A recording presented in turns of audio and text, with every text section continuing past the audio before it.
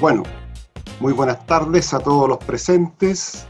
En nombre de la Sociedad de Escritores de Chile, les damos la más cordial bienvenida y agradecemos su presencia a nuestra última jornada de encuentro titulado Generación NN80, referida a la narrativa chilena.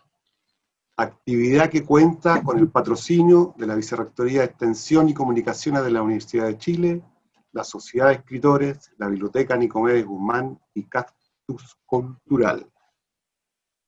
Bueno, ya lo dijo Jorge, solicitamos por favor mantener sus micrófonos desconectados.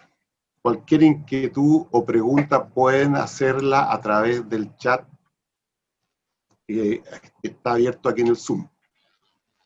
En las jornadas anteriores se ha perfilado el contexto y los rasgos que caracterizarían la generación 80 en lo que narrativa chilena se refiere.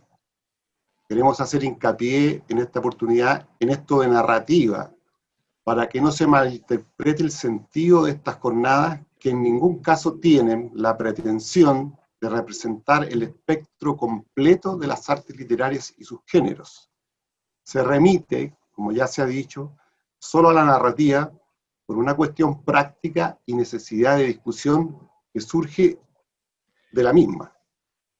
Hoy contamos con la presencia de Bernardo González, Luciano Ojeda, Pedro Pablo Guerrero, Omar Pérez, no sé si habrá llegado, y les corresponde acercarse a las preguntas, a los temas más o menos siguientes, los posibles aportes de la generación 80 y sus alcances en materia cultural. Esto es lo máximo de... Sí. Y responder en parte la pregunta si quedará algo de esta generación al lector en el futuro.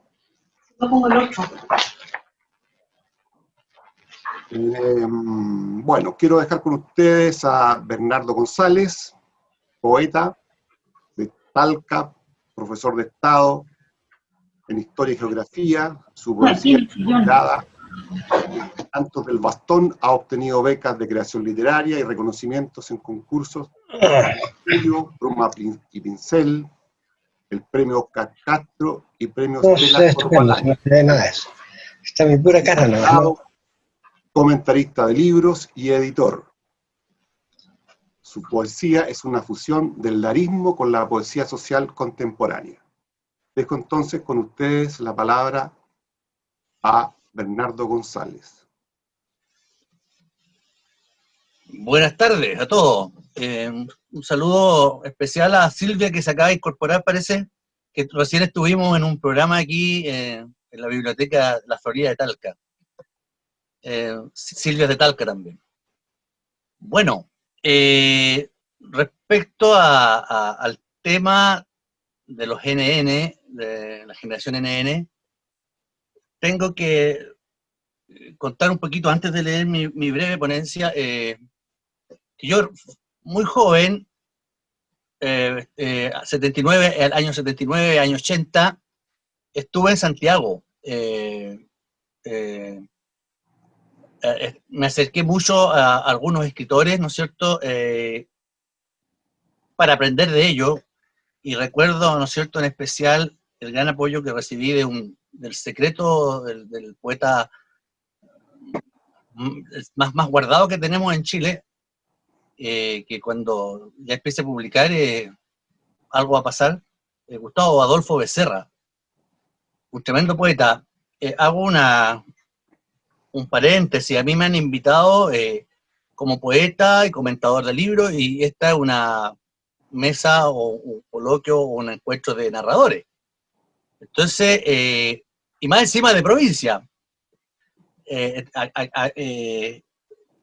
me siento así como un poquito, como poroto en Paila Marina, ¿no es cierto?, medio perdido, pero en esta mesa, digamos.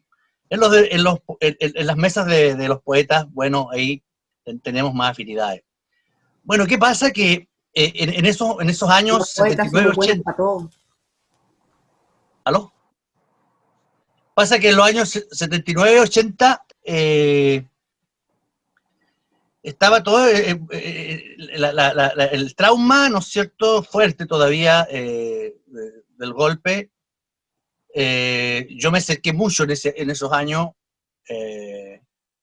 a una institución, ¿no es cierto?, que tenía las catacumbas, ¿no es cierto?, como era la iglesia. Yo compartí, viví con dos íconos, te podría decir, de la iglesia que en esos años se la jugaron, y en el sum y resto yo me quedo con esos años. Después, ¿no es cierto?, tuvieron problemas, como fue el Cristian Press y el Miguel Ortega, ¿no es cierto?, con la Vicaría de la Solidaridad, que también la revista Solidaridad empezó a publicar a muchos escritores y poetas que en ese tiempo no tenían espacio. Y así me fui acercando yo, ¿no es cierto?, a esta generación. Después yo volví a Talca y regresé a trabajar en el año 81.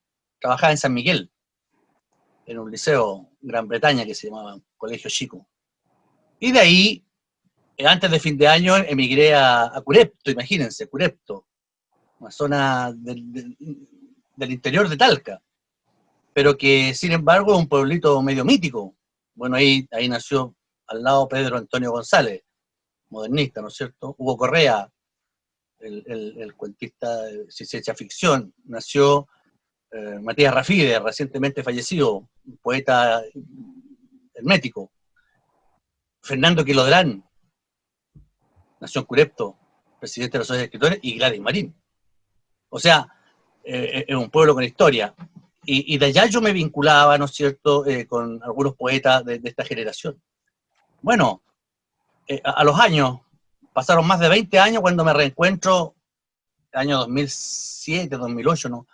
Me reencuentro con Gustavo Becerra en el Pedagógico en Santiago, en un encuentro precisamente en una mesa que él estaba también sobre la generación esta de dispersa. Estaba con Jorge Montealegre, que fue uno de los primeros poetas, junto a Aristóteles de España, ¿no es cierto?, preso, muy jóvenes. Aristóteles tenía 17 años, y escribe en Dawson, su libro Dawson, que sería para mí el libro fundacional de la generación NN. A los 17 años, y él escribió ya en esos años.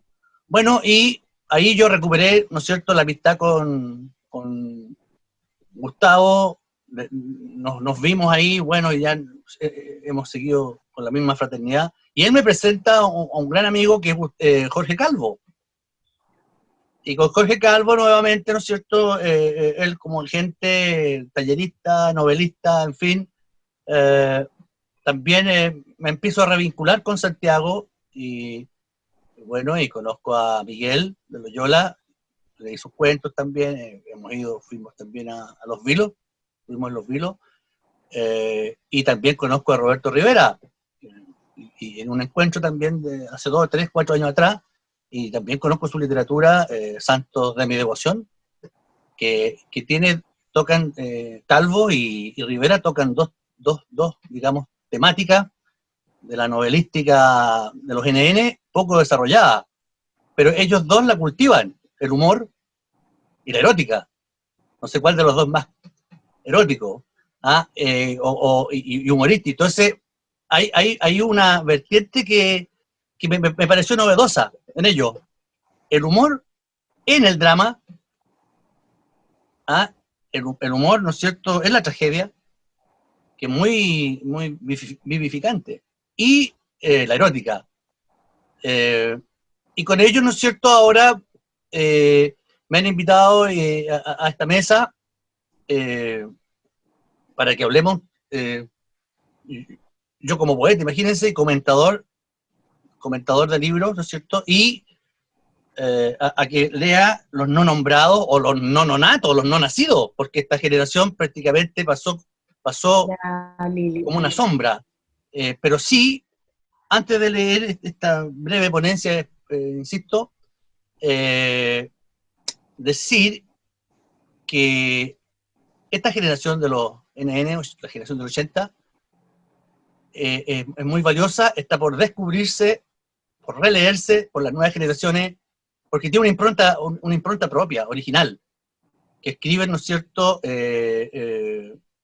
escriben respiran por la herida, digamos, escriben con la llaga abierta. Y hacen una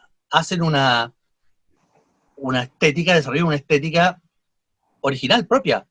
Después, ¿no es cierto?, los 90, los Macondo, después los chicos, y las generaciones que han venido se fueron un poco adaptando a otro contexto histórico. Esa pseudodemocracia que tenemos se fueron adaptando ellos, ahí llega, ¿no es cierto?, todo lo que es el mercantilismo y la cultura oficial normada por esta Constitución y por este Consejo de la Cultura, que nos hace competir a nosotros. O sea, una literatura mercantilizada, en el fondo. En cambio, los NN se mantienen, y muchos de los rostros que yo veo acá, ¿cierto?, así lo confirman, independientes, a poderes económicos, a cuoteo, etc. Entonces, esa impronta, por ejemplo, yo nombraba recién a que el Gustavo Gustavo Becerra no se ha publicado, 1 o 2 libros, Toronei, un libro fundamental, pero es un poeta que tiene, creo que debe tener más de 30 libros inéditos. O sea, por eso yo digo que es una generación no natos, NN no natos. Algunos no se han publicado todavía. O sea, hay una reserva estética para rato en los NN. Y ustedes mismos, los que han publicado, renovar sus ediciones, ¿no es cierto?, y circularlas, porque los ciclos de la historia, hoy día todos los temas que nosotros pensábamos que nunca más se iban a hablar, ahora están más vigentes que nunca. Por eso yo creo que la vigencia de esta generación está más potente que nunca. Y eso yo lo comenté, bueno, yo al comentar unos libros de Roberto, hice un acercamiento un poco a esta generación porque había que insertarlo en el contexto. Y al comentar los libros de Jorge hice algo parecido, y al comentar, ¿no es cierto?, a Tote también, y un poco de esos comentarios yo hice un fundamento un poco de cómo era el ambiente en esa época, que hoy día no ha perdido vigencia. No ha perdido en absoluto vigencia. Bueno, el tema, yo tengo que había en las publicaciones que hago, no en medios grandes medios, o sea, sí, pero en revista electrónica y también en el semanario El Siglo, por culpa de Fernando Quilodrán, que me dejó matriculado ahí. Y bueno, voy a leer entonces los no nombrados, con un epígrafe, ¿no es cierto? Escribir poesía en el campo de concentración como Dawson fue escribir un canto de amor en medio de la muerte. Ni más ni menos. La generación NN del Roneo o de los 80, cuya temática y estilo están centrados en el ser humano y sus avatares sociopolíticos, fue marcado a fuego por el golpe de Estado cívico-militar de 1973. Con su impronta en la literatura chilena, conocer su impronta en la literatura chilena es imprescindible para recomponer no solo el tejido social desmembrado, sino sobremanera el ethos, el trasfondo, la identidad de un ser humano y de una sociedad que ha deambulado en las últimas décadas de boliche en boliche.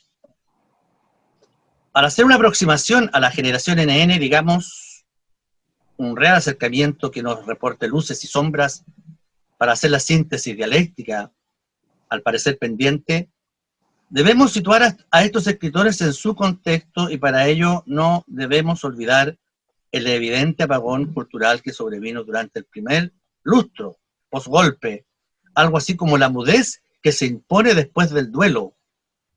Sobrevino enseguida y enceguecida, como en cadena, la persecución más brutal y el exilio forzado de artistas y pensadores, la censura y la autocensura, luego el nulo apoyo editorial a los emergentes creadores, consiguientemente con el surgimiento del individualismo que gangrena la fraternidad al interior de los círculos literarios, la formación de grupitos, camarillas y ciertos colectivos indiferentes ante la violación sistemática de los derechos humanos, la pauperización de los artistas, el empobrecimiento de todo cuño, la crítica sesgada, todo lo cual venía a responder a una política cultural que se venía imponiendo como neoliberal, donde desaparece el Estado como agente cultural mientras el lucro va imponiendo un particular estilo de vida hasta los rincones más insospechados de nuestro país. En fin, este nuevo sistema se propone y lo consigue ir configurando un nuevo modus operandi mercantil al momento de hacer arte,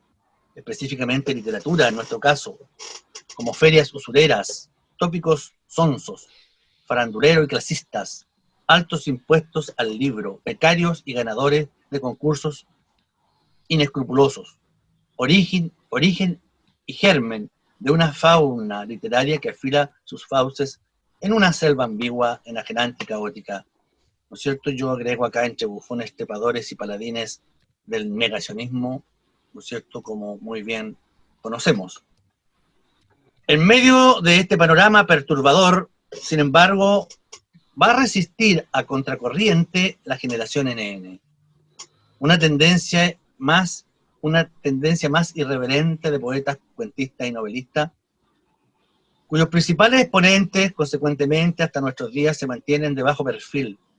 Jóvenes escritores por esos años 70 y 80, Leandro Urbina, Ana María del Río, Pía Barros, mismo Jorge, Diego Muñoz, Ramón Díaz Eterovich, Roberto, Antonio Stornol, Lilian Elpi y otros persisten en seguir escribiendo a escala entrañablemente humana. Esta camada o promoción NN se constituye por entonces en el colectivo de escritores jóvenes y comienzan a organizar eventos como aquel sonado encuentro de escritores en el Instituto Cultural de Francia o el tremendo congreso Todavía Escribimos en el Café Ulm. Estamos hablando del año 85, 86, donde leen alrededor de 150 bullentes y promisorios literatos en el desacostumbrado lapso de una semana. La Sociedad de Escritores de Chile, a su vez, a cargo de Luis Sánchez Latorre, daba por esos mismos días franca batalla para la recuperación de la libertad y de la expresión, y de la libertad de expresión y la dignidad cívica y la dignidad personal de todo ser humano. La Sociedad de Escritores era un refugio, eran tiempos difíciles, qué duda cabe. Nos hallábamos enfrentados a una agitada vida económica, social y política bajo la férula de Pinochet.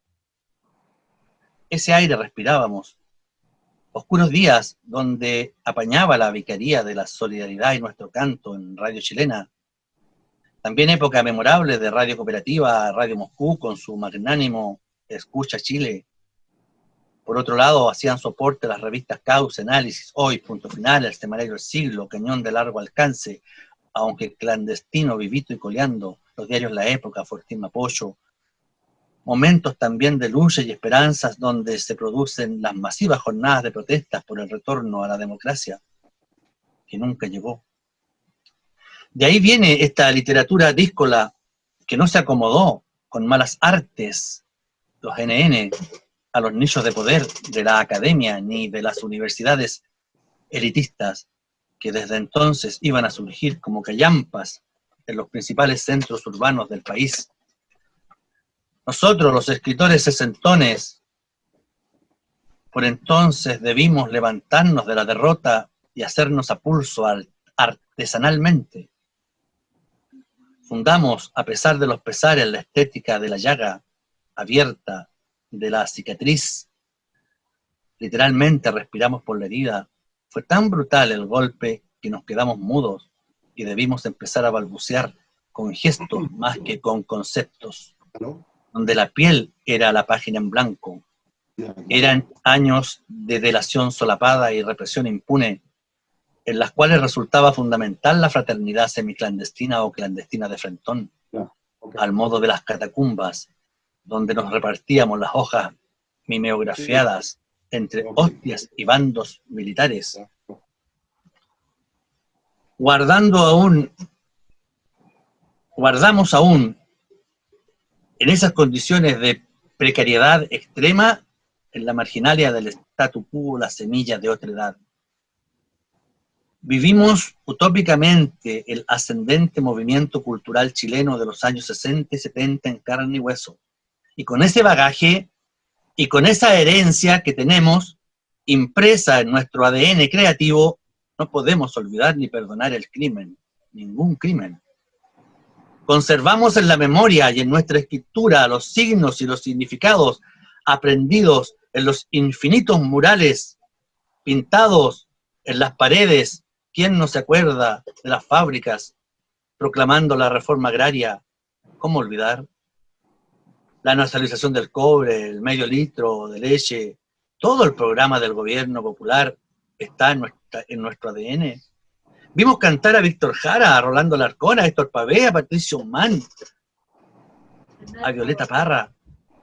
Oímos en una radio Telefunken el triunfo de la Revolución Cubana, el Mundial del 62, la Revolución Cultural China, la Guerra de Vietnam, el Mayo francés, la llegada del hombre a la luna, el triunfo de Allende, como asimismo palpamos en las ondas sonoras la muerte del Che, la muerte de Marilyn, la muerte de Pablo de Roca, la muerte de Violeta, la muerte de Luther King, la muerte de Kennedy, la muerte de Víctor, la muerte de Neruda. Caían los ídolos como manzanas en el huerto abandonado de Tral. ¿Cómo podemos escribir entonces de otra manera? Simplemente traicionándonos o prostituyéndonos. Por eso siempre nos negamos al borrón y cuenta nueva. Entonces escribimos. Voy a quedar hasta ahí. Después viene un homenaje a... Bueno, le damos... viene un homenaje al Tote España, pero va a ser para el próximo Congreso del Poeta. Bien, eso Bueno, sería. Muchas gracias. Muchas gracias, Bernardo. Me dicen por ahí que llegó Ana María del Río. Si es a quien le vamos a dar la palabra a continuación, porque no pudo estar presente en el día que le correspondía.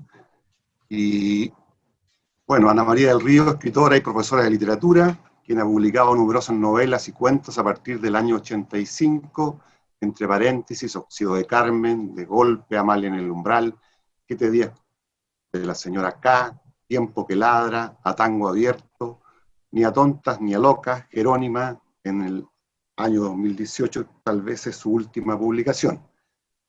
Dejo entonces con ustedes, por favor, a Ana María del Río.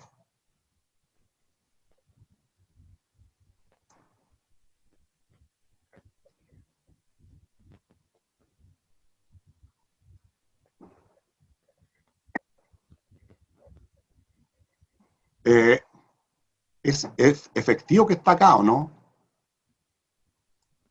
¿Alguien puede contestar? Roberto, tú. Yo no te puedo confirmar, Miguel, porque puede entrar con otro nombre, como mucha gente. Pero quizá tiene que activar, si está acá, tiene que activar el micrófono, ella misma. Claro, pero a mí me dijeron que estaba aquí. No sé. Yo veo aquí a alguien que se llama Del Río. Blanca. Juan Pablo del Río. Es Blanca del Río esta, ¿no es Juan Pablo? Blanca del Río está ahí abajo. Sí. También, pero no he visto a... Bueno, entonces continuamos, le damos la palabra a Luciano Ojeda. Ya. Historiador y sociólogo, actualmente egresado de periodismo, ha dado clases en universidades, centros y agrupaciones sociales y culturales, encargado de los premios literarios de la Municipalidad de Santiago y director en la actualidad de la Biblioteca Municipal Nicomedes Guzmán. Dejo con ustedes entonces a Luciano Ojeda. Muchas gracias, Miguel. Un saludo para todos los que están aquí presentes, para los que participaron en las sesiones anteriores. Y agradezco a la SECH, en realidad, que haya considerado la posibilidad de que la Biblioteca Nicomedes Guzmán pudiera participar de un evento como este. Y a propósito de la conversación que tuvimos antes con Jorge Calvo y con Langer, estamos disponibles para organizar algo que incluya a los poetas también, para que no quedemos en deuda, en definitiva, con ese campo. Yo quiero ser bien breve, en realidad. No soy escritor, soy un lector más o menos obsesivo. Mi tema particularmente ha sido en el último tiempo siempre la lectura sobre lo que habla de Santiago, de la ciudad de Santiago, y por lo tanto lo reconozco desde el principio para que no induciera a malas interpretaciones. Mi tema es la ciudad de Santiago en esta perspectiva. Sin embargo, me interesa mucho esta discusión porque el tema de las generaciones es un tema relevante, no solamente en el caso de la literatura, sino que en general. Yo formo parte de la generación de la G80 universitaria, que enfrentó la dictadura en realidad en un contexto bastante radical, pero que no tuvimos ninguna participación en lo que se ha llamado hasta ahora la transición a la democracia, en definitiva. Sin embargo, el tema de la generación a mí me parece súper interesante, porque en particular esta generación, estamos hablando de la generación de narradores de los 80, que fue bautizada por un poeta, de hecho Jorge Montealegre, el que le puso NN, y como señalábamos antes en alguna conversación, la generación ni siquiera tiene un nombre que la identifique en forma definitiva y clara. Se llama generación del 87, según la categorización que hace Goich y Promis, pero además una categorización que ha sido discutida bastante rudamente por Ricardo Cuadros y por Rodrigo Cánovas. Por lo tanto, el tema de qué entendemos por generación del 80 en la narrativa es un tema, yo diría que está abierto. Particularmente me interesa porque como decía recién Bernardo, es una generación a la que hay que volver a leer, en definitiva, y eventualmente situarla claramente en el contexto de la producción de la literatura en Chile, pero además también en el contexto de la recepción, es decir, en cómo se lee eso que fue escrito en este periodo tan aciago de la historia reciente de Chile, que además ya no es tan reciente. Eso hay que decirlo. Finalmente estamos hablando de una generación cuyo contexto de producción está marcado a fuego por el golpe de Estado, evidentemente, pero que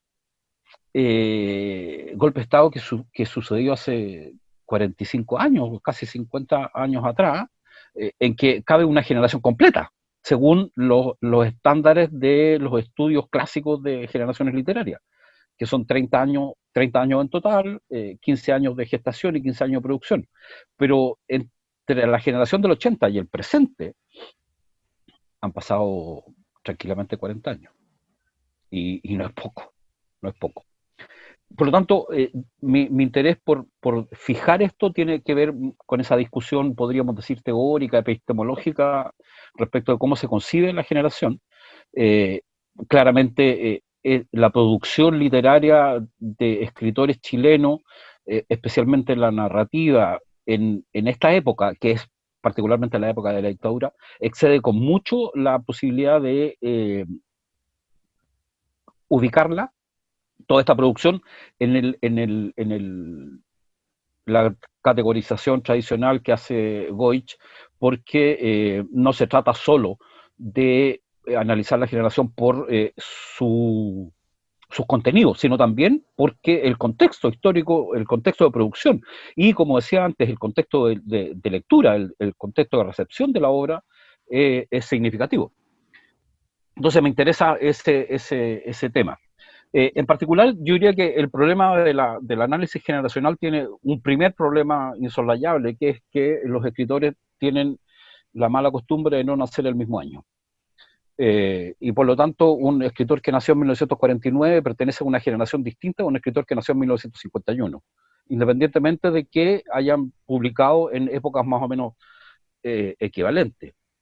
Por lo tanto, pero no solamente el que los escritores tengan la mala costumbre de no nacer en el mismo año para pertenecer a la misma generación, sino que las editoriales se dan el lujo de eventualmente tomarse todo el tiempo que quieren en publicar o no, por ejemplo, la obra de un escritor que pertenece a una u otra generación. Y además, a esto hay que sumarle, diría yo, para definirlo en términos teóricos, una discusión bien particular respecto del contexto de recepción, porque finalmente hay obras que se escribieron hace mucho tiempo y pertenecen técnicamente a una generación, pero son leídas en un contexto distinto. En un contexto que cambia radicalmente la forma que tendremos de entender esa producción, en definitiva.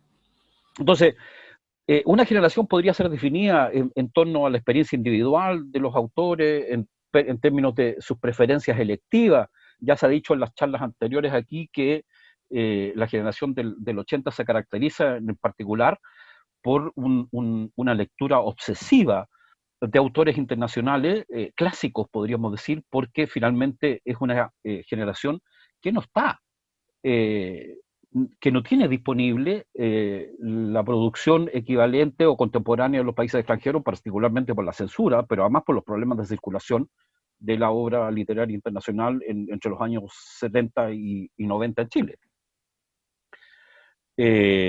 Entonces tiene que ver con que la posición que cada uno de estos autores tiene en el campo general de la cultura no es lo mismo, a pesar de que pertenecen a la misma generación, la posición que tiene Alberto Fuguet y la que tiene Roberto Rivera o Ramón Díaz.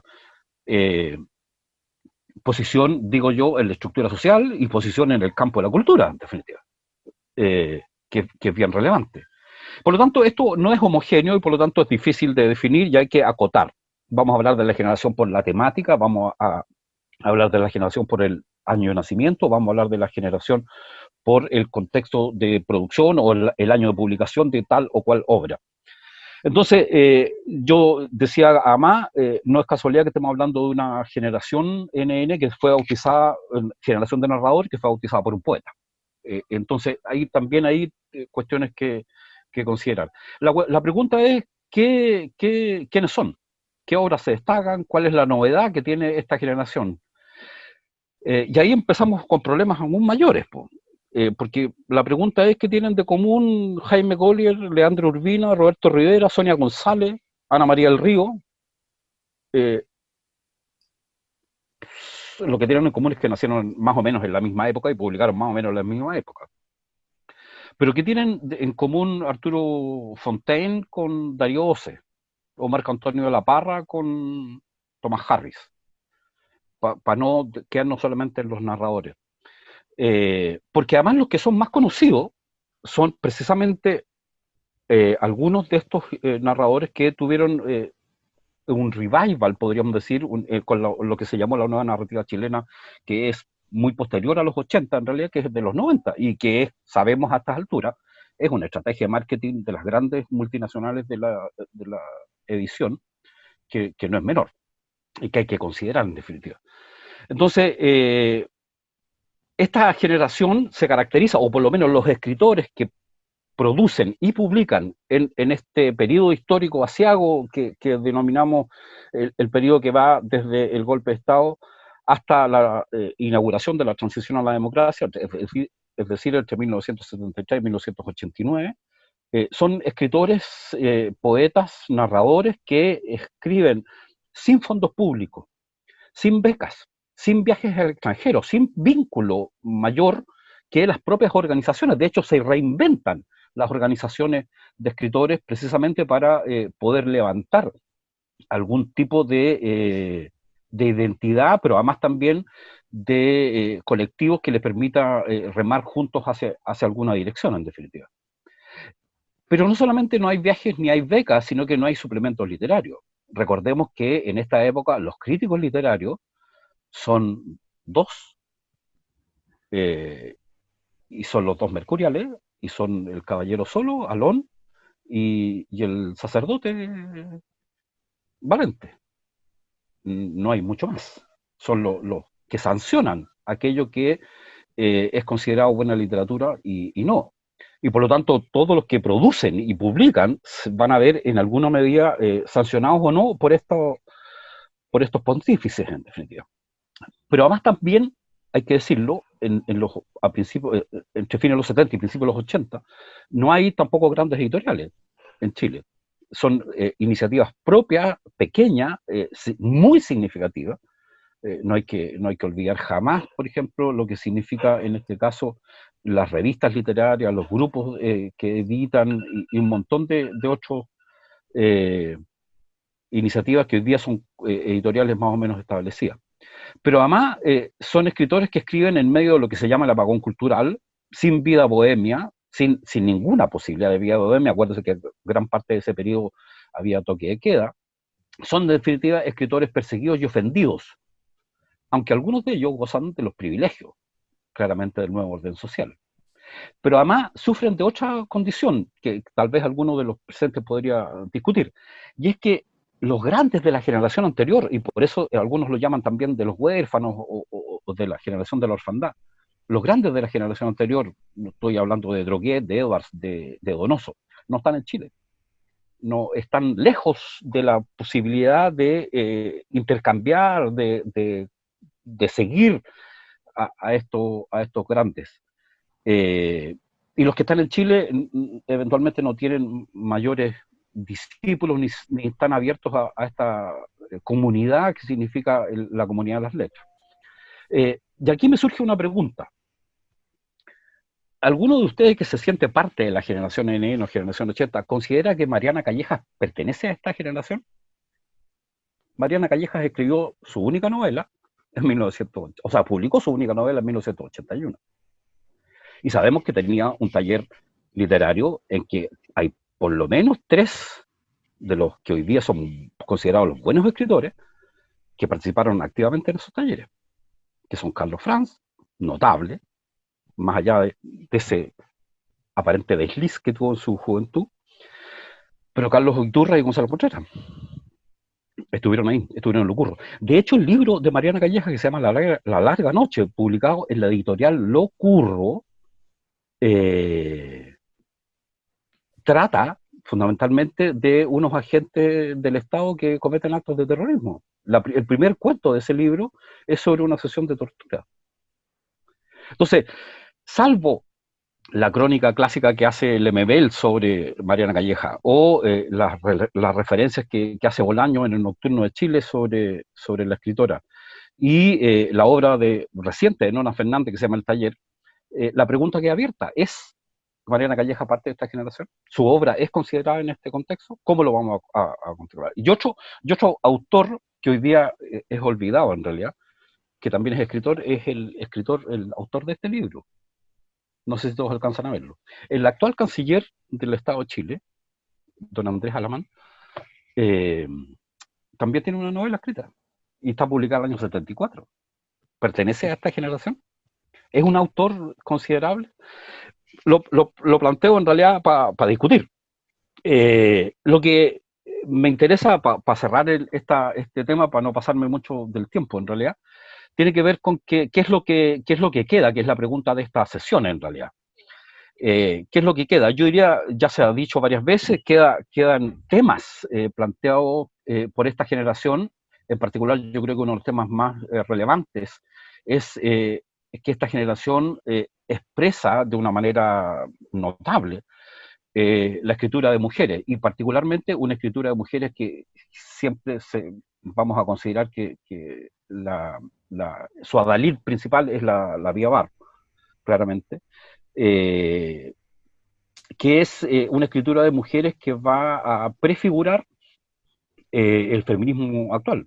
La ola feminista de estos tiempos está fundada claramente no solamente en los textos teóricos de Julieta Kirkwood o de las feministas del MEMCH o de la acción político, social y cultural de las feministas, sino también en la obra literaria, por ejemplo, de la Pía Barro, y particularmente El tono menor del deseo. No es casualidad, en realidad, que El tono menor del deseo parta o tenga como trama la mujer que se mira al espejo y que en definitiva es el espejo que nos miramos todos los días. Y seguramente es el espejo al que en este tipo de reuniones nos tenemos que mirar cada cierto tiempo, alejados del narcisismo, por cierto, pero nos tenemos que mirar porque tenemos que saber quiénes somos, para dónde vamos, dónde está nuestra identidad. Y una forma de hacerlo es precisamente enfrentados a ese espejo.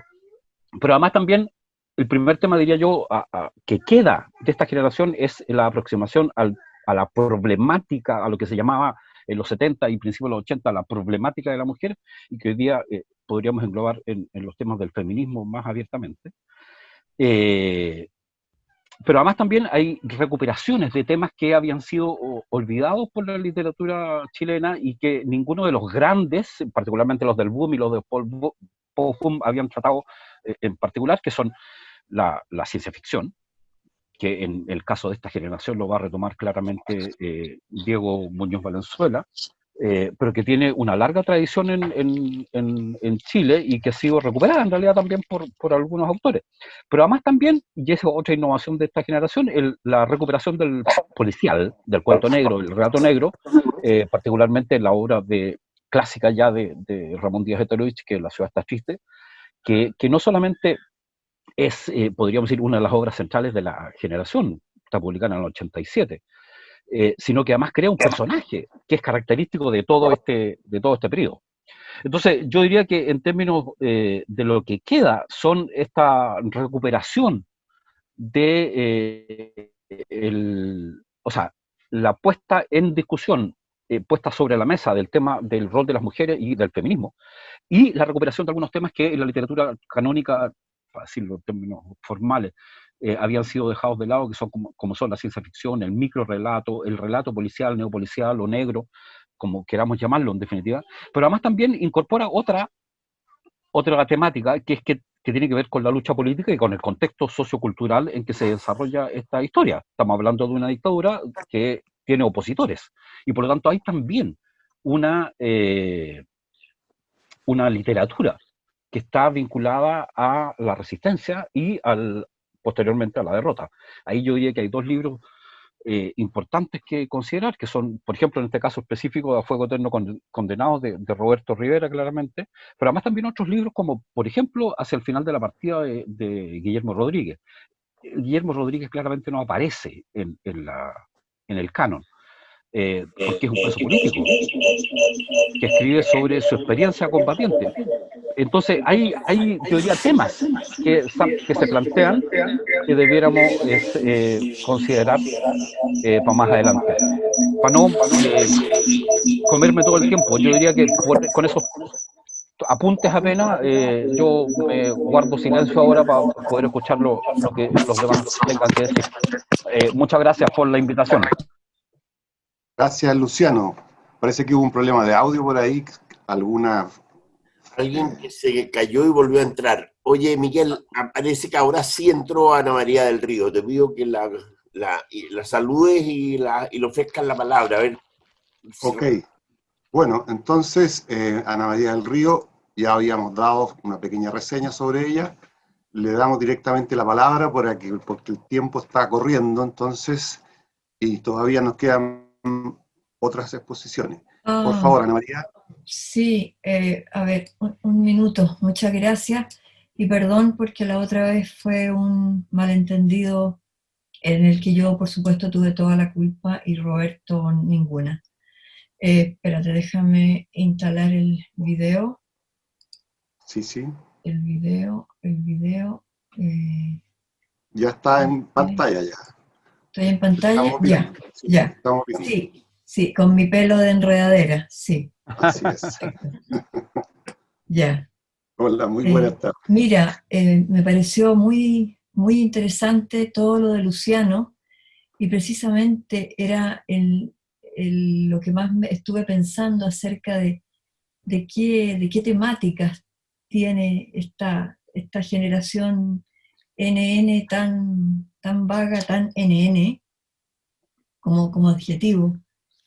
Y precisamente el punteo y el listado de las temáticas es lo que más me impresionó, porque pienso que la situación que vivió la NN es lo que estamos viviendo ahora, o muy parecido por lo menos, a la década de los duros 70-80. Y justamente la principal, y yo creo que la más valiosa, es que Luciano preguntaba, ¿qué los acerca? ¿Qué los acerca? ¿Qué tienen que ver un Collier con un Darío Oces, por ejemplo? Precisamente el enfocarse en tratar de expresar bajo metáforas la realidad presente de Chile dictadura, la realidad presente de esos tiempos. Entonces, en general, lo que predomina es una gran metáfora de la angustia, ¿no?, de personajes adolescentes en lucha con un mundo que rechazan o contra formalismos que odian, pero también, obviamente, metáfora de un país joven que se rebela no solo contra una generación obsoleta, sino que además contra un enemigo armado, que se ha investido además del poder de vida o muerte sobre todos los ciudadanos.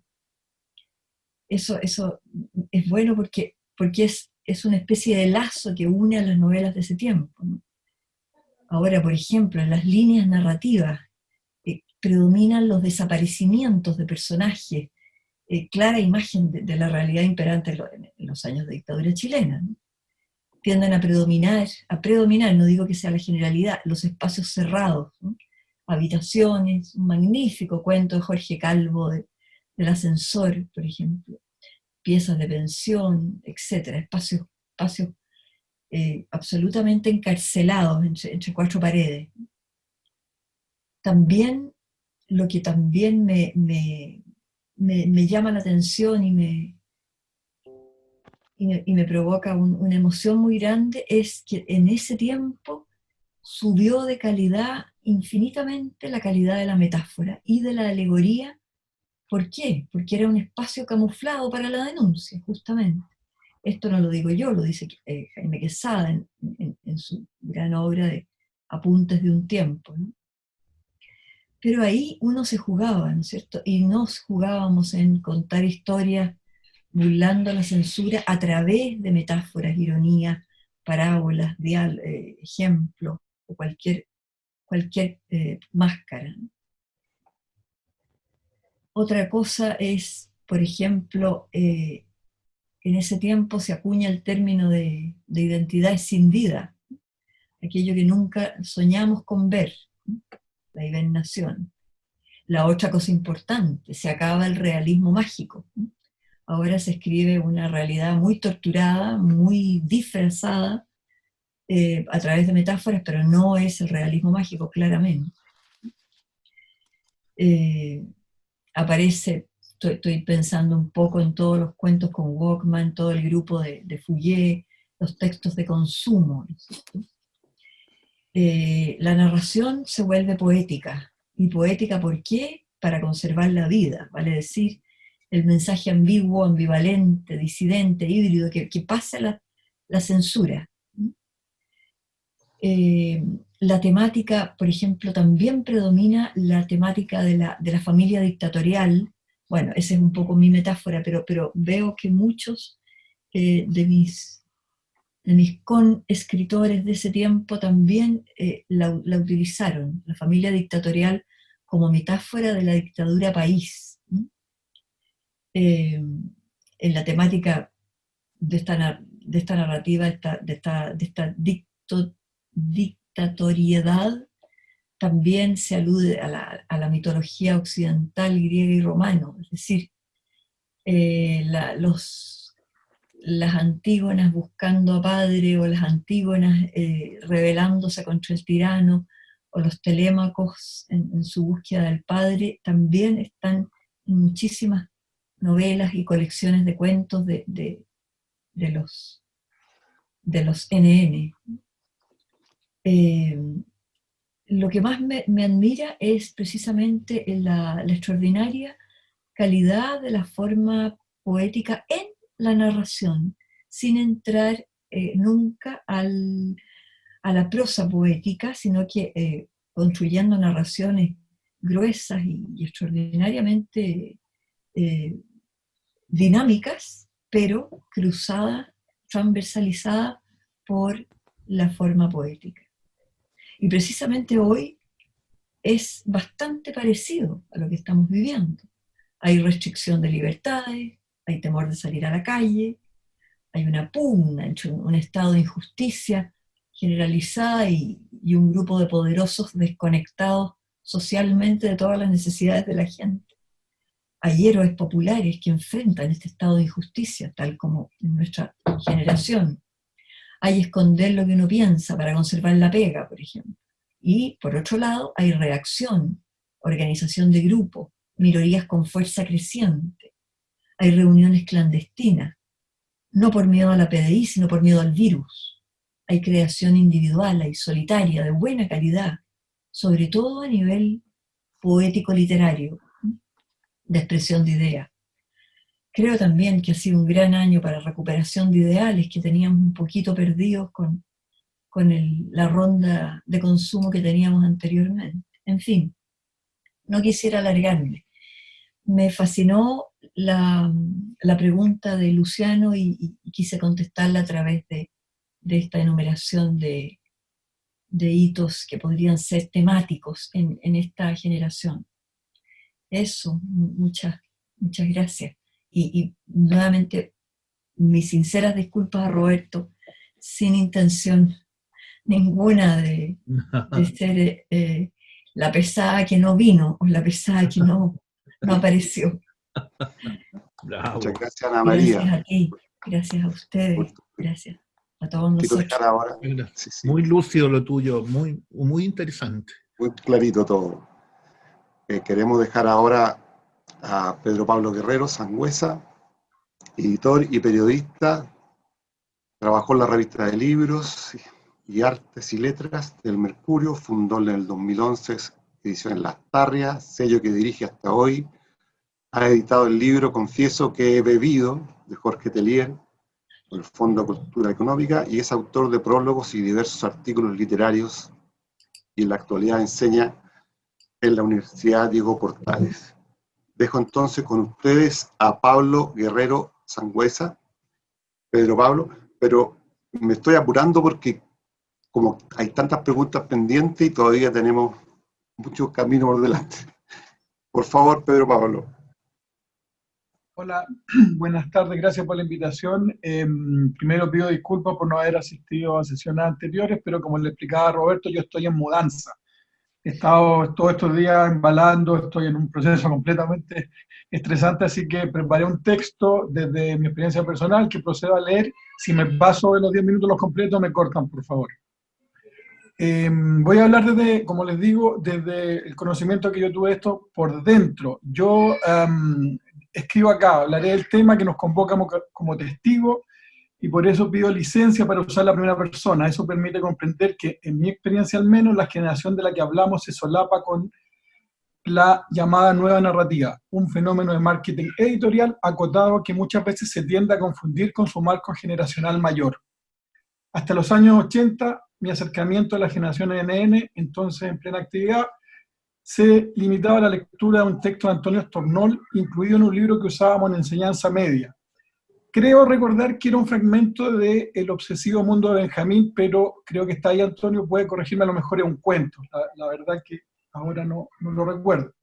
En tercer año de universidad, el año 92, cuando estudiaba periodismo en la Universidad de Chile, hice la práctica en la revista de libros del Mercurio, y llegué ahí en pleno apogeo de la nueva narrativa, con la entronización de Gonzalo Contreras como su emblema, luego de ganar el primer concurso de novela convocado por el diario con el auspicio de la compañía manufacturera de papeles y cartones, que desde entonces ha proporcionado la recompensa en dinero del premiado, mientras que Editorial Planeta, sin ser formalmente patrocinadora del certamen, sentó el precedente de publicar a sus 3 primeros ganadores, Gonzalo Contreras, que ya mencioné, Roberto Ampuero y Adán Méndez, que fue el único poeta chileno que la editorial publicó en esos años.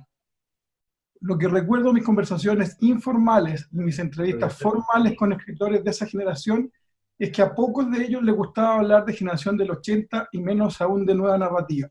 A nadie, supongo, le gusta que lo metan en un lote y desdibujen su individualidad, menos todavía escritores que, desde el Renacimiento en general y del Romanticismo en particular, persiguen la fama y creen en el genio creador.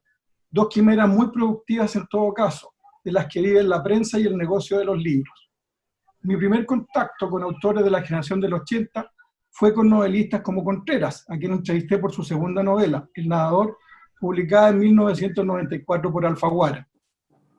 Ese sello usó una costosa grúa para levantar a varios narradores de Planeta reclutados por el editor Carlos Orellana, quien tuvo el acierto de publicar autores de gran éxito en esos años, como Ana María del Río, Carlos Franz y Jaime Collier, pero también se la jugó por escritores menos conocidos, como Radomiro Spotorno, autor de La Patrulla de Stalingrado, Germán Marín, autor de Círculo Vicioso, y Desiderio Arenas, El Chere, autor de La Playa de los Anacranes, una novela del año 1993, muy excéntrica, en una novela guión, en la que aparecía como personaje el Guatón Romo.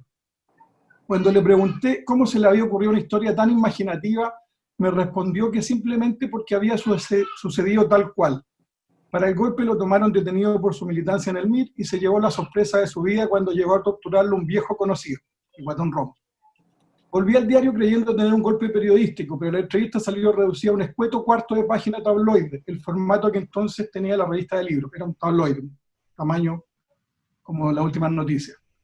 Espacio muy distinto a la entrevista de portada y 2 páginas que la misma publicación reservaba a autores como Contreras o Carlos Franz. Ahora me doy cuenta de que una de las principales diferencias entre la generación del 80 y la nueva narrativa era la visibilidad. Mientras los autores de esta última merecían largas entrevistas de portada y sus libros eran criticados por Valente, los de la primera eran relegados a la contratapa o a las páginas interiores con textos de media página o un cuarto, y sus libros eran comentados por críticos como Antonio Avaria, Ana María Larraín o Javier Edwards Renard, que postularon infructuosamente a convertirse en críticos únicos tras el retiro de Valente de la crítica semanal. Hablo desde mi lugar de observación, el periodismo, pero supongo que esta visibilidad a la que me refiero se extiende a otros ámbitos del campo literario. Había en ese espacio lugares de primera y segunda fila, incluso de tercera. Los primeros eran las editoriales Planeta y Alfaguara, las páginas de revista de libros y la desaparecida Plaza del Mulato Gil, escenario de tantos lanzamientos y sobremesas interminables de los pocos felices tocados por la popularidad y el milagro económico de los 90. ¿Qué queda de todo eso? Se preguntarán ahora. Y esa es la pregunta un poco en la que yo me ceñí en la convocatoria, porque ese era el tema del último encuentro, de la última reunión. ¿Qué queda de todo eso? Me se preguntarán ahora. Poco más que las ruinas de la itálica famosa a las que cantara Rodrigo Caro. El tiempo ha igualado a famosos y marginales. Arenas, Desiderio Arenas, nunca pudo hacer su lugar en el medio literario y terminó siendo más conocido como guionista y letrista de canciones. Murió en 1991. Contreras hace rato dejó de ser la promesa literaria consagrada por un jurado que integraron José Donoso e Ignacio Valente. Y desde hace un tiempo hace más noticia por sus esporádicas polémicas de prensa que por sus nuevos libros. Jaime Collier, a quien sigo considerando uno de los más talentosos narradores de su generación, continúa escribiendo tan bien como siempre, pero sus ficciones no han vuelto a acertar en el blanco como sí lo hicieron sus cuentos de Gente al Acecho y El Infiltrado, de 1989. Una novela inexplicablemente subvalorada, que para mí sigue siendo el gran libro, la gran novela del Chile interior de esos años, así como Cobro Revertido de José Leandro Urbina, sigue siendo la gran novela del Chile del exilio, y no la sobrevalorada Morir en Berlín de Carlos Cerda. Un libro que debe más a la interesada promoción que recibió a inicios de los 90, la narrativa confesional de arrepentidos como Roberto Ampuero, José Rodríguez Elizondo y el propio Cerda. Entre las escritoras sigo creyendo que el éxito de una Marcela Serrano, descubierta por Juan Andrés Piña en la editorial Los Andes, sello perteneciente a Sebastián Piñera, se debió más a su procedencia social que a sus méritos literarios. Sus historias, sus ambientes, sus personajes, permitían identificarse a un tipo de lector que no lograba empatizar con la novela de la dictadura ni la postdictadura que hacían, por ejemplo, autoras como Sonia González, muchísimo más digna de interés. ¿Qué podían encontrar lectores de la Plaza del Mulato Gil, o Le Flaubert, o del Tabelli, en escritores que decían, como Ramón Díaz Eterovich en una entrevista del año 1992, a propósito de la antología Andar con Cuentos, comillas, nuestra generación de alguna manera es más caótica, más gris, más oscura, y eso tiene que ver con la época que nos ha tocado vivir. Parte importante de nuestra vida transcurrió en una situación de dictadura y represión, y de una u otra manera eso impregna lo que uno escribe. En ese sentido, creo que esta narrativa recoge el entorno más o menos gris de esos años. Las autoras que yo apreciaba en esos años, a las que leí con gusto e incluso conocí personalmente, han desaparecido totalmente de escena. Alejandra Rojas, una psiquiatra que vivió y creo que vive todavía en el extranjero, desarrolló una corta pero brillante carrera como narradora que se interrumpió abruptamente cuando publicó El beneficio de la duda, una novela que no recibió tal beneficio y fue leída literalmente como una novela en clave sobre el diario La Época y Ascanio Cavallo. Desde entonces, Alejandra Rojas desapareció del mapa, ni siquiera sé dónde vive. Llego a creer que imaginé haberla conocido. Otro fantasma, en un sentido aún más literal del término, me parece un escritor de género fantástico al que ni siquiera conozco, como Claudio Jaque. Me parece desconcertante que haya dejado la literatura después de libros como la novela de ciencia ficción El ruido del tiempo, de 1987, o del conjunto de relatos Puerta de escape, de 1991. Releo lo escrito y me doy cuenta que me he ido hundiendo en la nostalgia. No es la idea. La generación del 80, o mejor dicho, lo que alcancé a conocer de ella, no fue mejor ni peor que generaciones anteriores. Creo que sobrevivirán algunos nombres, salvados por la academia y la crítica especializada. No sé si por las nuevas generaciones de lectores, que apenas la conocen. Me alegra, en todo caso, que sigan vivos y escribiendo sus integrantes, cada vez menos, y espero que lo sigan haciendo para compartir el secreto placer de la lectura de sus nuevos libros. Gracias. Muchas gracias, Pedro Pablo, por tu comentario muy amplio, muy atingente. Y bueno, yo creo que quedaron preguntas pendientes que lanzó Luciano Ojeda, que yo creo que ustedes, los panelistas, todos están interesados de alguna manera en respondernos. Esto lo llamamos a contestar. No sé si alcanzamos a dar una vuelta antes de concluir con el programa, porque tenemos finalmente el cierre con... A ver, Miguel, respecto a la pregunta si Calleja y Alaman pertenecen a la generación del roneo, yo creo que la generación del roneo es una estética que se fundamenta, ya pone el adorno por último. Después de Always no podemos escribir igual. Y no porque Alaman tenga cuadre, ¿no es cierto?, cronológicamente la edad va a ser NN. Yo creo que hay una estética que es NN, que son, ¿no es cierto?, la estética de la llaga, la estética del dolor. Y yo por ahí lo planteo, y esta generación NN, claro, dejó una impronta y los escritores todavía están vigentes, ¿no es cierto?, ya se podría decir en otras estéticas, pero la producción de esa época responde a una estética, y no a una cronología o coincidencia de edad. Eso, Miguel. Claro, esa es la paradoja de las generaciones, como bien lo planteaba Luciano Ojeda, porque ocurre que narradores que nacen en las mismas fechas o fechas paralelas, semejantes, discurren de distinta manera en la creación literaria, ¿no? No sé si Ana María del Río quiere resolver la cuestión planteada por Luciano Ojeda en esto de qué semejanzas, ¿no?, hay entre estas distintas posiciones literarias. Y si son tan vigentes las unas como las otras, creo yo, porque esa es la pregunta tal vez más fundamental. No sé, tienes que abrir el micrófono, Luciano, si quieres. Luciano, tienes Ana María. Sí. Sí, no, pero Ana María iba... Tienen que estar con el micrófono abierto los panelistas para poder dialogar en esta oportunidad. Así que los invito a abrir sus micrófonos y opinar, naturalmente.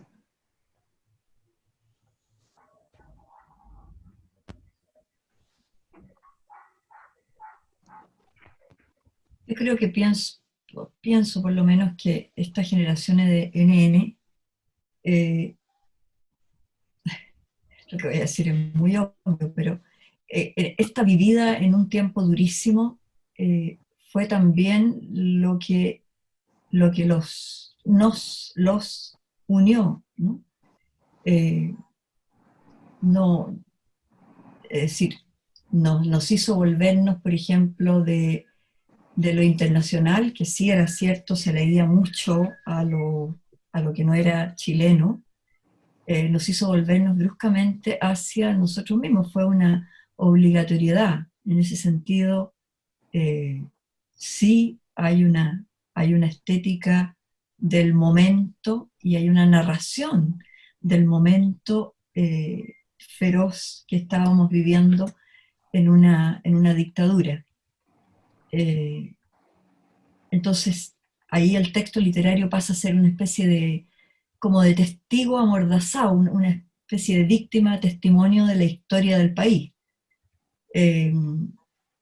Incluso en las novelas predominan mujeres en silencio, testimonios callados, paciencias, vacíos, mujeres con desaparecidos sobre los hombros, en fin. Esto visto desde el punto de vista de las víctimas y la curiosa Mariana Calleja, sí, viviendo lo mismo desde el otro lado del fusil, ¿no? Del arma. Maravilloso e interesante. Tuve la ocasión de tener en mis manos un blog que se le había quedado en alguna parte a ella con sus cuentos escritos a mano. Escribía rarísimo en la mitad de la línea,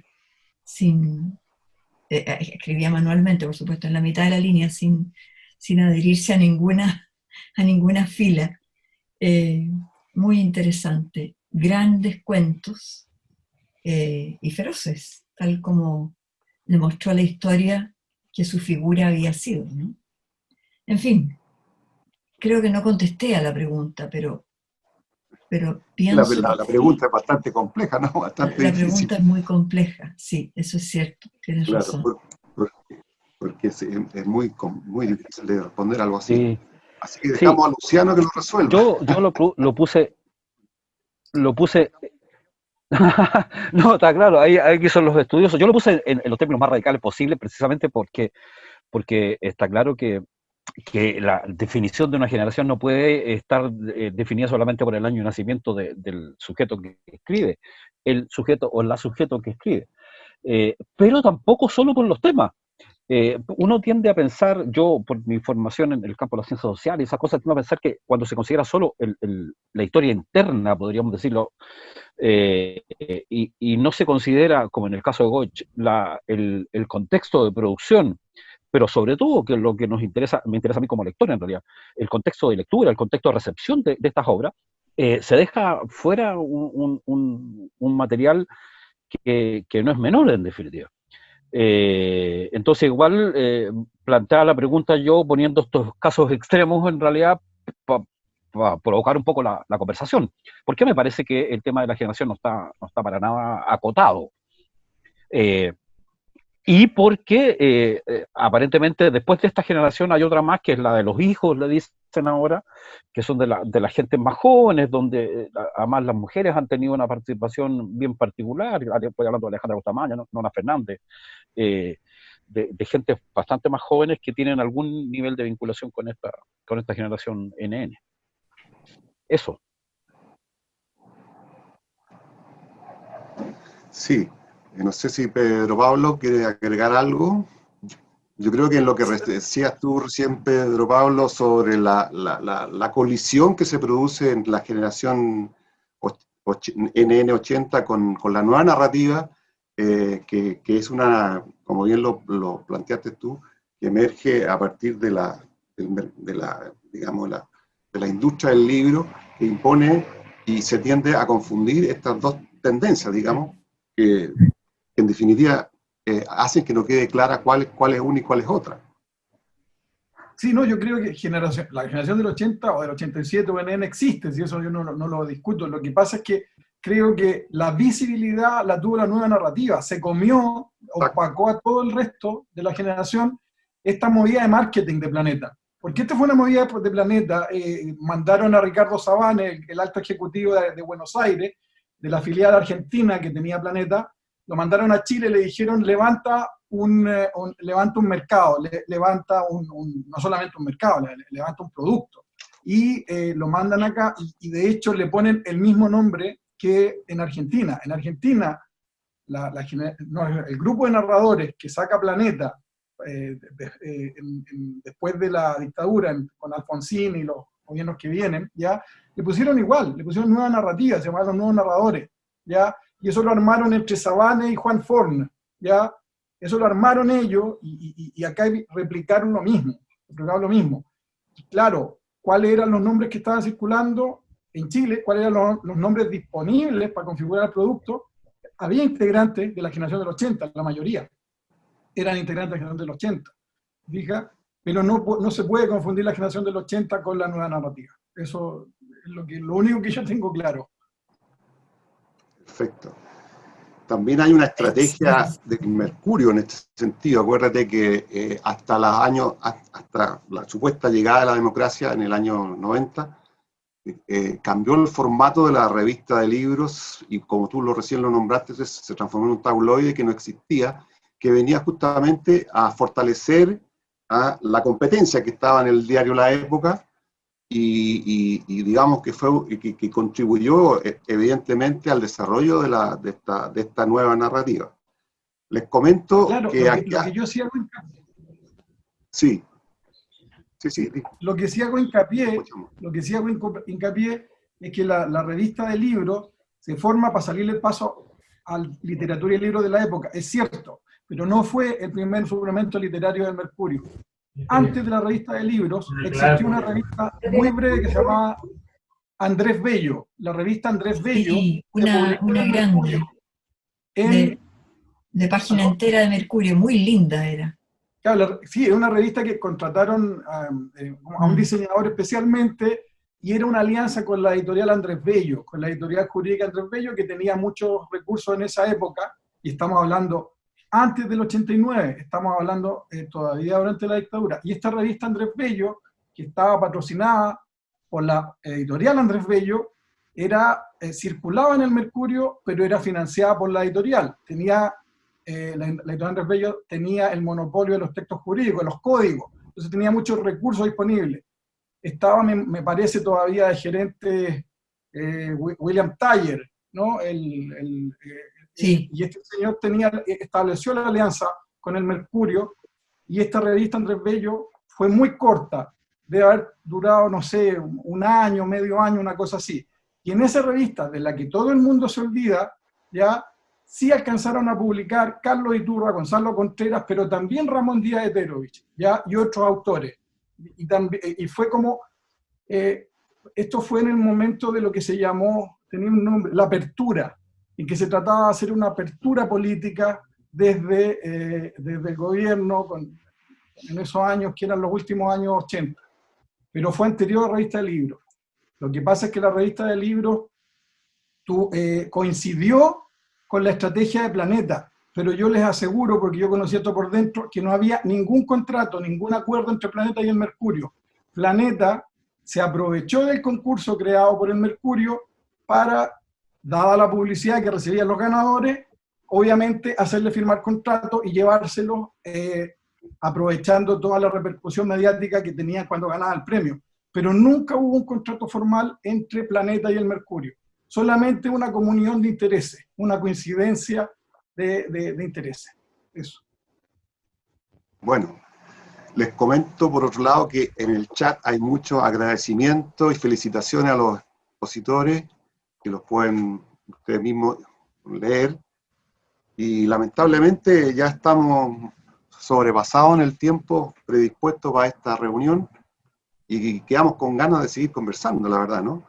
Porque hemos tenido 4 días bastante intensos en que se han perfilado, a pesar de todo lo difícil que es, las características de la generación que ustedes esperamos que en una publicación posterior a esto, que recoja todas las intervenciones y donde pues, se quede detallado lo que aquí se ha conversado. Antes de finalizar, por supuesto, personalmente les agradezco la presencia a todos, y los dejo con las palabras de Roberto Rivera, que va a cerrar este ciclo de conversaciones. Muchas gracias. Bien. Hoy, primero que nada, agradecer la presencia de todos ustedes, ¿no? Y en esta semana intensa para la SECH, y también tan interesante porque nuevamente la SECH es capaz de aglutinar y traer la gente, la inteligencia, ¿no? Recomponer las redes sociales, por así decir, ¿no? Y la inteligencia en torno de la literatura, con estas jornadas de la generación NN80, que más que ochenteras como podría pensarse, o NN de desconocidos y desaparecidos, estas jornadas ponen hoy en circulación y de regreso como grupo a la vida activa nuevamente, a la conversación y a la polémica, a este conglomerado generacional, cuando algunos sospechan del concepto generacional en la literatura y el arte.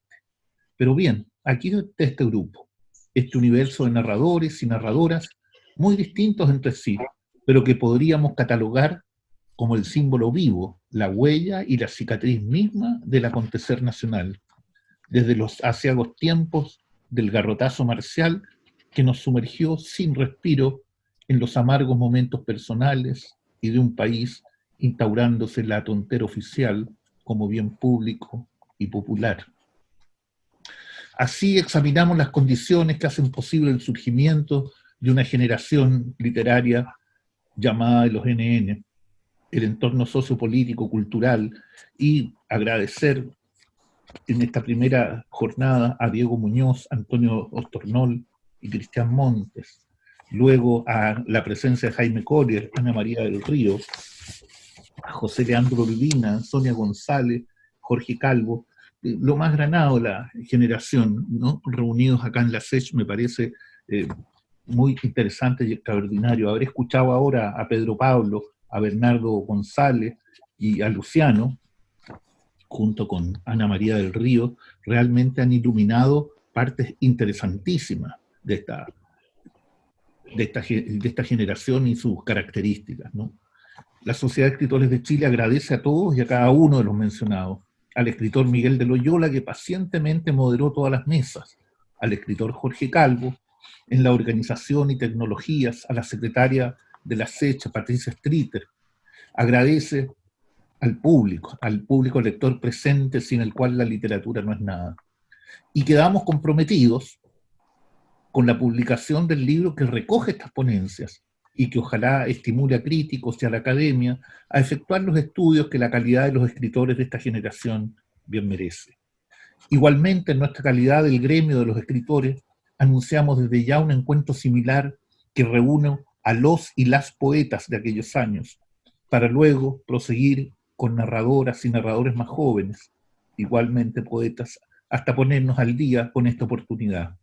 Este respiro que nos da la historia de recomponer el tejido social, de mirarnos nuevamente a las caras, aunque sea virtualmente, en tanto abrir conversaciones, polémicas, en aras de recuperar la dignidad del escritor, su papel en el imaginario creativo de una sociedad en búsqueda, al igual que el pueblo de Chile, manifestándose por una nueva carta constitucional que nos devuelva a todos la dignidad perdida en sueldos miserables, créditos a modo de cepo con tasas impagables, letras chicas, listas de espera eterna, jubilaciones de terror, nuestros fondos de AFP financiando pobreza extrema con los productos más caros del mundo, la condena a un DICOM por no pago como el infierno mismo en la tierra, y todo ello impuesto bajo metralla, porque valga decir que algo ofenda quien ofenda por lo de metralla, esto no fue por el propio gusto. Muchas gracias. Muchas gracias, Roberto. Agradecemos tus palabras y nos despedimos en la esperanza de tener un nuevo encuentro más adelante. Muchas gracias a todos. Muchas gracias. Chao. Chao. Chao. Muchas gracias. Chao. Felicitaciones a la Sociedad de Escritores de Chile. Felicitaciones, sí. Excelente, gracias. Excelente. Gracias, está muy, muy bueno, muy bueno. Muchísimas gracias por la invitación. Recuerden que hay que seguir con estos encuentros. Nos hace bien. Sí, sí. Me encantó. Prometido aquí, prometido. Estimados amigos, muchas gracias por haber estado presente en su su presentación. Mucho gusto haber estado y conocido a mucha gente que está ahí en su medio. Muchos saludos y muchos cariños desde Holanda. Espero estar, después que pase todo esto, estar en Chile y visitarlos personalmente. Muchos cariños y buen fin de semana. Gracias, Artur. Muchas gracias. Chao, chiquillos. Muchas gracias. Chao, Chao, chao. Chao. Chao, chao. Chao, chao. Chao, Cecilia. Chao, Edith. Chao. Chao, que estés bien. Chao, Chao, Roberto. Malú. Chao, Roberto. Chao, Chao, Roberto. chao. Ah, Leito, ¿cómo estás ahí? Qué bien. Como siempre. Chao, Estoy en el margen, en el margen. Hola Melania Tello, ¿cómo estás? Mira cómo está el otro ahí en la playa. Weón. En el mar, ¿eh? No, estoy en el mar, weón. Estoy en el mar de la tranquilidad. Para darnos envidia, para darnos envidia. ¿Eh? Oye, salud por esto. Yo me traje una pequeña copita para... Se me olvidó. Deberías avisar, po, Qué weón. bien, qué adelantado, ¿eh? Qué adelantado tú. Bien, Me Roberto, parece- bien, me Roberto. parece Ha la- sido una tremenda jornada, weón. Te felicito. Te felicito. Me encantó. No, aquí hay muchos felicitados, todos los participantes, qué sé yo, Jorge, Miguel de Loyola, Leandro, Ana María del Río, que mira, llegó igual, ayer no pudo hacerlo. A mí me parece realmente un esfuerzo muy interesante y creo que vamos retomando un rumbo que algo va a producir. No sé qué, pero algo va a producir. Y queda mucho por elaborar. Queda mucho por elaborar todavía. ¿Sí? Así es. Gran moderador Miguel de Loyola, aunque sea en blanco y negro. Para la próxima isla Colombia. De Casa Blanca transmite. Claro, de Casa Blanca, justamente. Ese no sé qué que vamos a producir, ese no sé qué que vamos a producir es lo mejor. No vamos para un norte seguro, vamos para un norte seguro, pero no sabemos para dónde. Vamos Lo buscando. importante es que sigamos caminando juntos. Ujú. Así es. Yo creo que hace 30 años, no más, que no nos juntábamos como grupo generacional que estuvo allí en todas esas reuniones, en el Café Ulma, en todas las peleas de resistencia aquellas, publicando, empujándose, qué sé yo. No. Entonces, Café creo Ulma. que Ahí es yo iba a escuchar al grupo Quilín. muy importante, que íbamos a ver a De Quirusa por ahí, en fin, de toda esa historia que comenzamos a recomponer, ¿no? Y a recomponer, fíjate, todo aquello, los que se quedaron acá, los del exilio, cómo se une, cómo se vuelve a tejer todo aquello, lo que se perdió, ¿no? Yo quisiera señalar 30 segundos que asistí a las 4 sesiones en completo silencio y con los oídos absolutamente abiertos y la mente dispuesta a recibir lo que efectivamente recibí. Les aseguro que soy mejor hombre, ser humano, que antes de empezar estas 4 sesiones. He recibido una maravilla de información, de comentarios, de apegos a la palabra escrita, que realmente me llena la ambición esta de poder seguir por este camino. Esto, yo creo que hay muchas personas agradecidas de lo que ustedes han hecho, que no están, digamos, en la pantalla como yo en este instante o no presentes. Pero ¿cuánta gente hay que necesita lo que ustedes han regalado? Es una maravilla, es una gran acción la que están haciendo.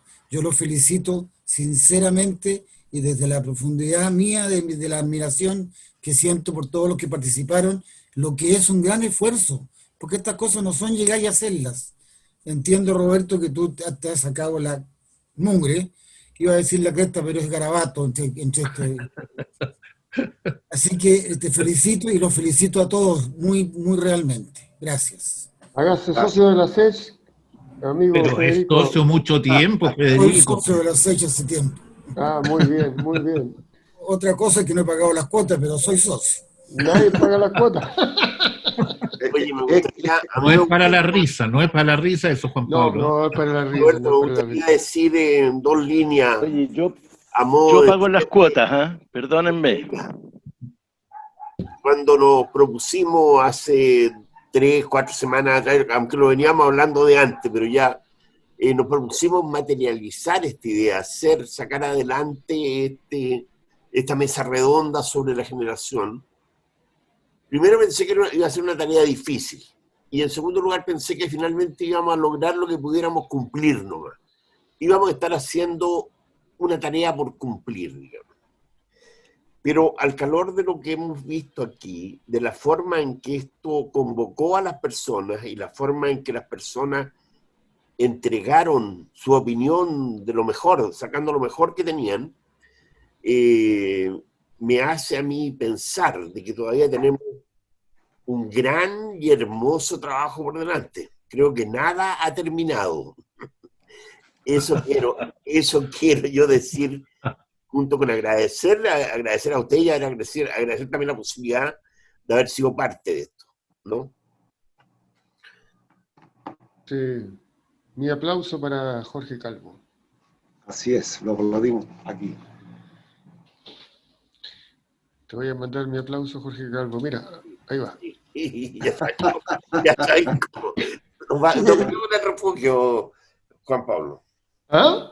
Nos veremos en el refugio, te digo. Va a llegar el... Sí, por supuesto, nos echamos de menos. Así que veo a Ernesto Langer por ahí, ¿no? Que vamos a juntarnos con los poetas, viene próximamente ese encuentro, ¿no? Y después podríamos hacer algo conjunto también, volver a, ¿no? En los próximos meses, hacia fin de año, a ver si podemos estar poetas y narradores juntos y generar algo que es difícil de juntar, ¿eh? Porque cada uno va tirando para sus lados, ¿no? Pero realmente alguna vez, por ejemplo, en la lectura que hicimos, todavía escribimos en el Café Ulm, de aquellos años, el 85, por allá, nos reunió muy fraternalmente. Me recuerdo lo bien que lo pasamos allí con Florior, con Juan Cameron, en fin, un montón de poetas de aquel tiempo, y en una alegre cofradía, digamos, ¿no? Yo creo que eso lo podemos recuperar de aquí a fin de año. Ay, sí. De acuerdo. Mira, fui a recitar al Café Un con Martín Oppenheim y nos agarró el toque de queda, güey. Saliendo. Íbamos con un tipo en una citroneta, el tipo lo dejaron detenido y nosotros tuvimos que salir corriendo, güey. Amigos escritores, yo me quedé en la parte nostálgica, diría yo, de Jorge Calvo cuando hizo su introducción y habló de una generación que escribía un poco con el temor y el dolor. Y yo me imaginé a ustedes en esa generación, porque yo aún no escribía en esa época. Eran los años míos, pero no escribía. Entonces, Jorge Guillermo dijo, Martínez, ¿por qué no te queda? Jorge dijo que en algún momento, ¿se escucha? Sí, se escucha. En algún momento se escribía. Entonces yo me lo imaginé, a todos ustedes me los imaginé, con un lápiz en el bolsillo y con una hoja en blanco, sentado en algún restaurante por ahí, y que de repente llegaban pero sin el lápiz. Entonces empezaban desesperadamente a pedirle al que pasara que le prestara un lápiz, porque si no, no iban a poder escribir lo que en ese minuto tenían pensado. Entonces fue una imaginación muy linda, porque se traslada a un tiempo sin computadores, y el lápiz tenía su tema también, pues era una maravilla tener... ¿Ah? No había celular tampoco. No, pues no había celular ni nada. Entonces yo te juro que a ustedes me lo imaginé sentado en un restaurante solo. Máquina de escribir, así que había muchos que andaban tomando notas en libretita, muchos. Pero tú no podías llevar la máquina de escribir a un restaurante a tomarte un traguito, imposible. Así que bien. Se te podía perder en el camino. ¿Ah? Claro. Se te podía perder en el camino. ¿Cómo era corregir? Sí, pues, ¿Cómo era corregir una novela con máquina de escribir? Sí, sí. Oye, les agradezco tanto a ustedes los linotipistas eran los que hacían las grandes correcciones en esa época. Los 80 todavía se editaba con linotipia. Y los linotipistas eran los grandes correctores ortográficos de esa. Acuérdense del papel reuneo que hablaba el otro día Sonia González, justamente. Era un tema, eso sí que era complicado, para hacer una copia de un texto, qué sé yo, o para escribirlo había que usar esos papeles que se llamaban stencil, no sé si ustedes se acuerdan. Sí, los stencil. Sí, del original con 4 fotocopias, con 4 copias. 4 copias, 4 copias, uno se quedaba con las manos llenas de tinta de las copias. Correcto. Bueno, toda la literatura de Cordel que se habló también en este encuentro. El lápiz, la idea y la mesita fueron muy, muy interesantes, muy para recordar, muy testimoniales. Bueno. Quiero hacer una pregunta. De Mariana Callejas, ¿en qué lugar queda? Esa fue una pregunta que quedó dando vuelta. Mira, sin evitar el tema, pienso que es un tema complicado. Yo te voy a decir algo, por ejemplo, si lo trasladamos, si lo comparamos con la situación en... Hay gente que está entrando recién, fíjate. Si lo confrontamos con lo que pasó en Francia durante... Guillermo, estoy hablando con Guillermo Martínez. ¿Aló? Había un escritor... Podido entrar. Ahí entró. Céline escribió Viaje al fondo de la noche y era un escritor que colaboró con el nazismo. Y por otro lado estaba Sartre y Camus, Camus dirigió Combat, que fue el periódico que enfrentó directamente al nazismo. Pierre Dru La Rochelle, el otro escritor nazi. Dru La Rochelle también eran pro-nazi.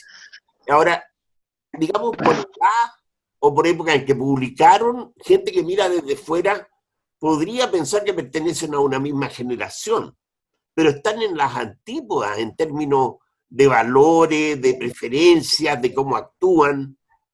Entonces, ¿cómo se les puede considerar? Se les puede considerar parte del mismo momento en que escriben, pero no creo que pertenezcan a los mismos valores, ¿te fijas? Y creo que eso... Escriben desde otra perspectiva, en el mismo hecho histórico. Eso creo que los une, ¿no? Sí, pero desde posiciones diferentes. Algunos, por ejemplo, así como podrían haber estado justificando los campos de exterminio, otros los estaban condenando. Oye, el Trapaun está ahí también en ese lote. Oye, pero el Trapaun te diría que es un poquito antes. Escuchemos a Urbina, ¿qué dice? Oye, yo no entiendo por qué quieren hacer que una generación sea completamente uniforme. Una generación no es uniforme, o sea, toda esa gente es escritora, toda esa gente es escritora. Ahora que sean fascistas, ¿no es cierto?, que estén apoyando masacres o imperios, etcétera, etcétera, hay pruebas de eso por todos lados, ¿ven? Y eso no lo hace la literatura chilena, sin ir más lejos. Esa fue la generación del 38 con Miguel Serrano, sí. O, por ejemplo, que es un caso especial dentro de la literatura chilena. Ahí tiene... Debo retirarme, muchachos. Mira todos los escritores comunistas, por ejemplo, de esos años, que también tienen el contrapeso ahí. ¿Te das cuenta? No hay una sola posibilidad, pero son todos escritores. No, eso es verdad. Lunacharsky. Oye, eso no lo discuto, son todos escritores. Lo que pasa es que a veces tratan de caracterizar a una generación. Y si tú quieres pero tú puedes decir que hay una dominante. Tú puedes decir que hay una dominante. O encuentras cosas que son opuestas, digamos. Bueno, pero no importa. Sí, pero tú puedes decir que hay una dominante. Hay una dominante. Chao, Roberto, hablamos. Un abrazo. Chao. Sí, nos estamos...